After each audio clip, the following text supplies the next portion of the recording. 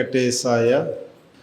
ఓం సంఘచ్చధ్వం సంవదధ్వం సంవో మనాంసి జానతాం దేవాభాగం యథా పూర్వే సంజానానన ఉపాసతే సమానం మంత్రం సమితి సమాని సమానం మనస్సహ చిత్తమేషాం సమానం మంత్రమవిమంత్రయేవః సమానేన హో హవిష్యాజుహోమి సమానీవ ఆకూతిః సమానా హృదయానివః సమానమస్తవో మనో యథావస్సు సహాసతి.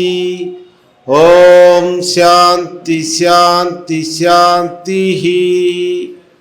ప్రాచీన కాలంలో దక్షిణ భారతదేశంలో అన్నమయ్య, పోతులూరు వీరబ్రహ్మేంద్ర స్వామి, యోగి వేమన, కర్ణాటకలో బసవేశ్వరుడు, కేరళలో నారాయణ గురు, అనేక మంది మహానుభావులు సమాజంలో కులతత్వం పెరిగిపోయి మనుషుల మధ్య అసమానతలు పెరిగిపోయినప్పుడు ఆ రోజుల్లో ఎంతో సమానత్వం కోసం అందరూ కూడా పాటుపడ్డారు.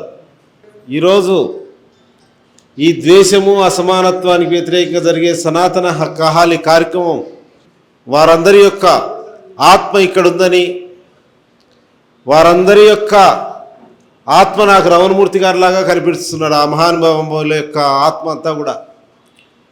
ఎందుకంటే ఆ కాలంలో కులతత్వానికి మతత్వానికి వ్యతిరేకంగా పోరాడినటువంటి మహనీయుల పుస్తకాలను రమణమూర్తి గారు సాధారణ సామాన్య ప్రజలకు అర్థమయ్యేట్టుగా కూడా అద్భుతంగా ఈనాటి తరానికి వర్తమాన కాల పరిస్థితుల్లో రచనలు చేస్తూ, కొద్దిమంది రచయితలుగానే ఉంటారు, రచయితగానే వారు ఉండకుండా ఆచరణాత్మకంగా ఒక హెచ్పి సంస్థ హెచ్పి అనే దానికంటే జై భారత్ అనే ఒక సంస్థ నెలకొల్పి సమస్తము భారతదేశంలో అన్ని సంస్థల మీద ఒక ఆచరణాత్మకంగా ముందుకెళ్తున్నటువంటి ఒక ప్రాచీన ఋషిగా రమణమూర్తి గారు కనిపిస్తున్నారు. నేను ఎక్కడి నుంచి వచ్చాను అందరికీ కూడా తెలుసు. నేను ఈరోజు ఒక స్వామిగా సమాజంలో నిలబడి సమాజంలో తిరుగుతున్నానంటే దానికి కారణం రమణమూర్తి గారి స్ఫూర్తి. జై భారత్ పూర్తిగా 100% జై భారత్ పేరున్నా లేకపోయినా రమణమూర్తి గారు ఎప్పుడు కూడా వారి పేరు ఉండాలనుకునే మనిషి కాదు వారు ఎప్పుడు కూడా. అటువంటి సంస్థ ఉంది కాబట్టి నేను నాలాగా భారతదేశంలో అనేక మంది ఒక స్ఫూర్తిగా ఈరోజు జై భారత్ సంస్థ ఈరోజు ఈనాటి సమాజంలో, ఈనాటి భారతదేశంలో వర్తమాన కాల పరిస్థితుల్లో ఉన్నటువంటి కుల మత విద్వేషాలు విషయంలో పనిచేసే భారతదేశంలో ఏకైక నెంబర్ 1 సంస్థ ఏదన్నా ఉందంటే జై భారత్ అని గర్వంగా చెప్పుకోవచ్చు. ఈరోజు మనకు పెద్దలు సర్వోదయ ప్రసాద్ గారు పెద్దలు, వారిని చూస్తుంటే మా గాంధీనే గుర్తొస్తున్నారు. ఎందుకంటే మొన్న అక్కడికి వెళ్ళాం గాంధీ భవన్లోకి. అక్కడ వారిని చూసి ఈరోజు ఈనాటి పరిస్థితుల్లో కూడా గాంధీని పట్టుకొని నిలబడినటువంటి మహనీయులు అనేక మంది. ఎడ్లపల్లె మోహన్ రావు గారిని చూస్తేనే భగవద్గీత గుర్తొస్తుంది మనకు. అదేవిధంగా దున్నయ్య దాస్ గారి మునిమనవుడు, అనేక మంది మనకు బ్రహ్మంగారి మునిమనవుడు కానీ, అన్నమయ్య మునిమనవుడు, మన పెద్దలు శేషు గారు వాళ్ళ అన్నగారు, అనేక మంది మనకు ఒక చక్కటి వ్యవస్థ. ఈ ప్రాచీన కాలంలో జరిగినటువంటి ఒక భక్తి ఉద్యమము వర్తమాన కాల పరిస్థితుల్లో ఇక్కడ జరుగుతూ ఉంది. ఈ కాలంలో, ఈ సందర్భంలో నాకు రమణమూర్తి గారు రాసినటువంటి నారాయణ గురు పుస్తకం అనేది చాలా నాకు స్ఫూర్తినిచ్చింది. ఎందుకంటే ఆ రోజుల్లో నారాయణ గురు వారు అరువిప్పారం అనేటువంటి ఒక గ్రామంలో తపస్సు చేస్తూ ఉంటే అప్పుడు సాధారణ ప్రజలందరూ నారాయణ గురునే భగవంతుడిగా భావించి ఆయన్నే భగవంతుడిగా కొలిచేవాళ్ళు. అది నారాయణ గురుకి ఇష్టం ఉండక ఒక నదిలోకి దిగి నేను మీకు దేవుణ్ణి ప్రతిష్ఠిస్తాను, గుడి కడతానని చెప్తే అప్పటి వరకు ఎవరికి కూడా కేరళ రాష్ట్రంలో గుడిలోకి ప్రవేశం లేదు. మేము గుడిలోకి ప్రవేశిస్తామని వాళ్ళు సంతోషపడుతుంటే నదిలోకి దిగి ఒక గుండ్రటి రాయిని తీసుకొని వచ్చి అక్కడ శివలింగాన్ని ప్రతిష్ఠించి ఇదే మన దేవుడు, ఇదే మన దేవాలయం అని అక్కడికి వచ్చి అక్కడ ఉన్నటువంటి వాళ్ళంతా గుడి మొట్టమొదటిసారి చేసినటువంటి మహనీయుడు కేరళ నారాయణ గురు. అందరూ కూడా వాళ్ళ సంతోషానికి అవధులు లేవు. అప్పుడు కొద్దిమంది వచ్చి అక్కడ ఉన్నటువంటి అగ్రవర్ణాల వాళ్ళు, ఎవరు మీకు దేవుణ్ణి ప్రవేశించే హక్కు మీకు లేదు, మాకే ఉందంటే నారాయణ గురు మీ దేవుడు కాదు, ఎలవ శివుడు మీ దేవుడు కాదని అక్కడ వాళ్ళకి చెప్పడం అనేటువంటిది జరిగింది.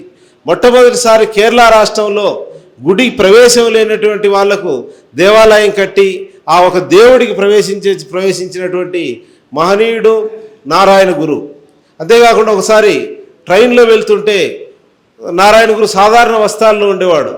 ఒక పాశ్చాత్య ఉన్నటువంటి ఒక విద్యార్థి చూసి ఏదో పల్లెటూరు వ్యక్తి, ఎందుకంటే నారాయణ గురు దర్శించే వ్యక్తి అతని దగ్గర లేదు. నారాయణ నీ పేరు ఏం పేరు అన్నాడు నారాయణ గురు గారిని. నారాయణ అన్నాడు. నీ కులం ఏంటి అన్నాడు. నారాయణ గురు గారిని అడిగితే నా కులం అడుగుతున్నావా, నన్ను చూసి చెప్పు కులం అన్నాడు. అతనుండి చూసి ఎలా తెలుసుకుంటారు, కులం చెప్తేగా తెలిసేదన్నాడు. చూసి నువ్వు తెలుసుకోలేని వాడివి, చెప్తే కులం ఏ విధంగా తెలుసుకుంటావు, చెప్పినా తెలుసుకోలేవు కదా. అందరిది ఒకే శరీరము, ఒకే మనసు, ఒకే ఆత్మ, ఇంద్రియాలన్నీ ఒకే రకంగా ఉంటాయి, చెప్పడం ద్వారా ఏ విధంగా తెలుసుకుంటావని అతనికి జ్ఞానబోధ చేశాడు. కులం అడగద్దు, కులం చెప్పద్దు, కులం ఆలోచించద్దనే ఒక నినాదము చెప్పి ఆచరించినటువంటి వ్యక్తి కేరళ నారాయణ గురు. ఒకే కులం, ఒకే మతం, ఒకే దేవుడని ఆయన ధర్మ పరిపాలన యోగం అనే ఒక సంస్థ నిలబెట్టి సర్వమానవ సమానత్వాన్ని చాటినటువంటి మహనీయుడు కేరళ నారాయణ గురు. అంతేకాకుండా ఆ రోజుల్లో ప్రత్యేకంగా నారాయణ గురు కేరళలో 60 ప్రముఖమైనటువంటి పుణ్యక్షేత్రాలు కట్టాడు. 60 పుణ్యక్షేత్రాలు కట్టి ఎవరికైతే గుళ్ళల్లోకి ప్రవేశం లేదో అందరికీ కూడా గుళ్ళల్లోకి నారాయణ గురు గారు ప్రవేశం కల్పించారు. 60 గుళ్ళల్లో కూడా ఎవరైతే పూజారులుగా ఉండడానికి అర్హత లేదో వాళ్ళందరికీ కూడా పూజారులుగా ఉండడానికి 60 దేవస్థానాల్లో ఆ రోజు కొద్దిమందే పూజారులు ఉన్న వారికి అందరికీ 60 గుళ్ళు కట్టి అందరికీ ప్రవేశం కలిపి వాళ్ళందరికీ కూడా పూజారులుగా పెట్టాడు. అంతేకాకుండా ఆయన ఒక ఆధ్యాత్మిక వరకే పరిమితం కాకుండా భౌతికంగా కూడా విద్య, ఆర్థిక అభివృద్ధి, విద్య అనేది కూడా అవసరమని వేద పాఠశాలలు నెలకొల్పి 9 సంవత్సరాల పాటు కఠోర విద్య నేర్పి ఎవరైతే వేదం చదవడానికి అర్హులు లేదనేది వాళ్ళందరికీ వేదం నేర్పించి మంచి విద్యావంతులను తయారు చేసినటువంటి వ్యక్తి, అందరినీ పూజారులుగా తయారు చేసి అందరికీ వేదం నేర్పాడు కేరళలో నారాయణ గురు ఆ రోజు పెద్ద. అంతేకాకుండా అందరికీ ఆ రోజుల్లో ఉన్నటువంటిది ఇంగ్లీష్ విద్యను గుర్తించి ఆ రోజుల్లో అక్కడే ఇంగ్లీష్ నేర్చుకోమని ప్రోత్సహించిన వ్యక్తి. అంతేకాకుండా దేవాలయాలనే ఒక విద్యాలయాలుగా మార్చాడు నారాయణ గురు గారు, చదువుకి కేంద్రాలుగా. ఆ రోజు గుళ్ళల్లో పరిస్థితి ఏంటంటే ఒక కులం వారు 2 అడుగులు, ఇంకొక కులం వారు 16 అడుగులు, ఇంకొక కులం వారు 64 అడుగుల దూరం ఉండేటువంటి పరిస్థితుల్లో మార్పు తెచ్చినటువంటి వ్యక్తి కేరళ నారాయణ గురు. పరిశ్రమలు కూడా పెట్టించాడు ఆయన. ఎవరైతే వెనకబడి ఆర్థికంగా వెనకబడి వివక్ష అనుభవిస్తున్నారో వాళ్లకు ప్రత్యేకంగా ఆ రోజుల్లో ఇవి పరిశ్రమలు పెట్టి ఆర్థికంగా కూడా అభివృద్ధికి తోడ్పడినటువంటి మహనీయుడు 1828 నుంచి 1925 మధ్యకాలంలో వారు జీవించి వారి జీవిత కాలంలోనే కేరళలో నారాయణ గురు సమాజంలో ఎంతో అద్భుతమైనటువంటి మార్పు చేసినటువంటి మహనీయుడు కేరళ నారాయణ గురు. ఆ పుస్తకం మేము కూడా ఒక 2000 పుస్తకాలు జయభారత్ ముద్రిస్తే కళాకారులకు అందరికి కూడా ఇవ్వడం అనేటువంటిది జరిగింది. అనేక విషయాలు నా రమణమూర్తి గారు ఉపనిషత్తుల దగ్గర నుంచి అనేక అంశాలు కూడా కులతత్వం మీద కానీ మత విద్వేషం కానీ ఎన్ని విషయాలు కూడా చాలా చక్కటి పద్ధతుల్లో జయభారత్ యొక్క ఒక అనేక మంది సమన్వయంతో చాలా చక్కటి పద్ధతులు ఈనాటి వర్తమాన కాల పరిస్థితుల్లో చూస్తున్నాం. ఈరోజు మనం ఒక CGIపై దాడి చేసి ఇదే సనాతన ధర్మం అని చెప్పడం, మన దేశంలో ఇదే నా సనాతన ధర్మం అని మనము బాధపడాల్సింది. ఈరోజు స్వామి వివేకానంద, నారాయణ మహానుభావులందరూ కూడా వాళ్ళ ఆత్మ ఘోషిస్తుంటుంది ఇదే ఈ దేశంలో నడవాల్సినటువంటి పరిస్థితి. కనుక ఈరోజు మన యొక్క సనాతన ధర్మాన్ని, ఏది హిందూ ధర్మం అనేటువంటిది బలంగా ఆనాడు సంఘ సంస్కర్తలకు వాళ్ళకు కూడా ఎన్నో ఎదురీతులు ఏర్పడ్డాయి.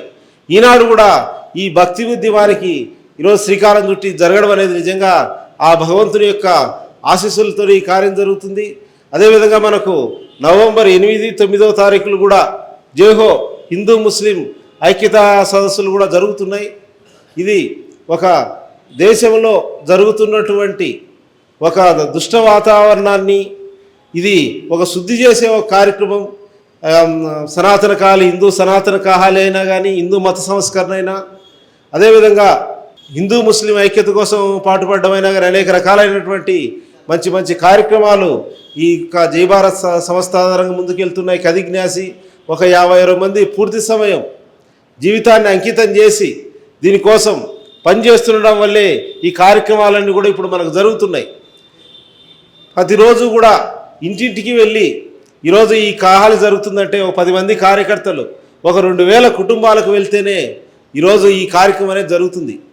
నిజంగా రమణమూర్తి గారు వారి శరీరాన్ని శుష్కింపజేసుకొని వారికి ఆరోగ్యం బాగాలేకపోయినా రాత్రి పగుళ్ళు ఈ దేశం గురించి తప్పించిపోతూ ఈ దేశం గురించి ఆలోచిస్తూ నిజంగా జై భారత్, భారతదేశానికి జయముగాక, ఒక భారతదేశం గురించి ఆలోచిస్తూ దాని గురించి ఈ భారతదేశంలో ఉండేటువంటి నిర్మూలన కోసం పనిచేస్తున్నటువంటి ఒక ప్రాచీన ఋషి రమణమూర్తి గారు పరిచయమైనట్టు నా జీవితంలో అటువంటి మహనీయుడిని కలవడం నా అదృష్టంగా నేను భావిస్తున్నాను.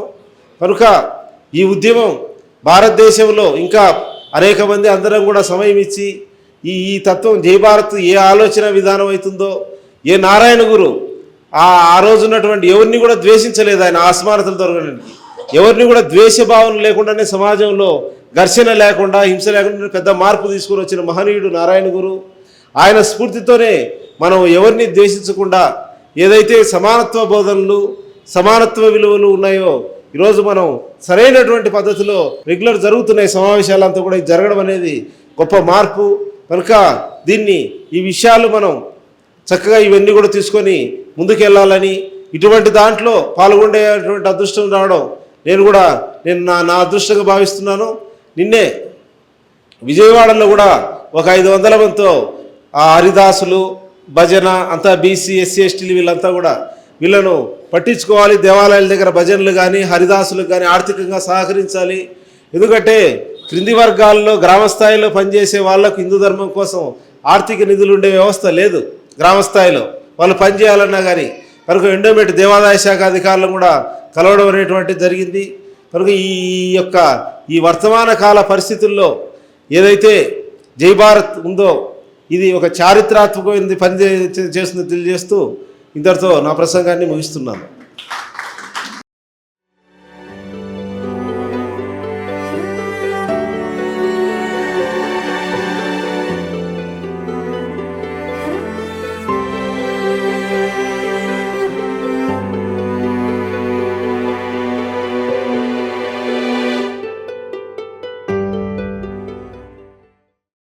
మీ ఆలోచనల్ని మరింత సంపద్వంతం చేయగల ఈ పుస్తకాల్ని మీరు చదివారా?